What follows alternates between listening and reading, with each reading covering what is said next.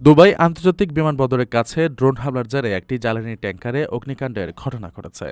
সোমবার ভোর ৬:০৬টার দিকে ঘটা এই দুর্ঘটনায় তাৎক্ষণিকভাবে দুবাই সিভিল ডিফেন্সের দল ঘটনাস্থলে পৌঁছে আগুন নিয়ন্ত্রণে আনতে সক্ষম হয়। দুবাই মিড অফিসের এক বিবৃতিতে জানানো হয়েছে, এই ঘটনায় এখন পর্যন্ত কোনো হতাহতের খবর পাওয়া যায়নি। কর্তৃপক্ষ নিশ্চিত করেছে যে ড্রোনটি বিমানবন্দরের একটি তেলের ট্যাংকারে আঘাত হানার পরপরই জরুরি ও বিশেষায়িত উদ্ধারকারী দল সেখানে অবস্থান নেয়।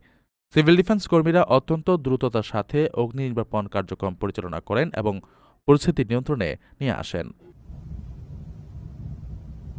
বিবৃতিতে আরও উল্লেখ করা হয়েছে যে বর্তমানে পরিস্থিতি পুরোপুরি স্বাভাবিক এবং নিয়ন্ত্রণে রয়েছে।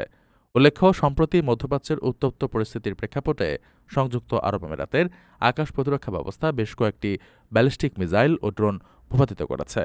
তবে এ বিশেষ ঘটনার তদন্ত এবং পরবর্তী নিরাপত্তা ব্যবস্থা নিয়ে কাজ করছে স্থানীয় প্রশাসন। দুবাই আন্তর্জাতিক বিমানবন্দরের কার্যক্রম বা এর আশেপাশে অতিরিক্ত সতর্কতামূলক ব্যবস্থা গ্রহণ করা হয়েছে। প্রবাসীদের জন্য নির্মাণ হচ্ছে দেশের প্রথম স্মার্ট সিটি, যেখানে থাকছে স্কুল, মসজিদ, হাসপাতাল, সুইমিং পুল, হেলিপ্যাড, পাঠাগার, জিম, সুপারমার্কেট, শিশু পার্ক সহ সকল নাগরিক সুবিধা। মাত্র ৩০ লাখ টাকা বিনিয়োগে মিলছে আকর্ষণীয় ফ্ল্যাট। প্লাটিনাম ইনভেস্টরদের জন্য ঢাকা বিমানবন্দরে ভিআইপি প্রোটোকল সুবিধা। বিস্তারিত জানতে যোগাযোগ করুন স্ক্রিনে দেয়া হোয়াটসঅ্যাপ অথবা ইমো নাম্বারে।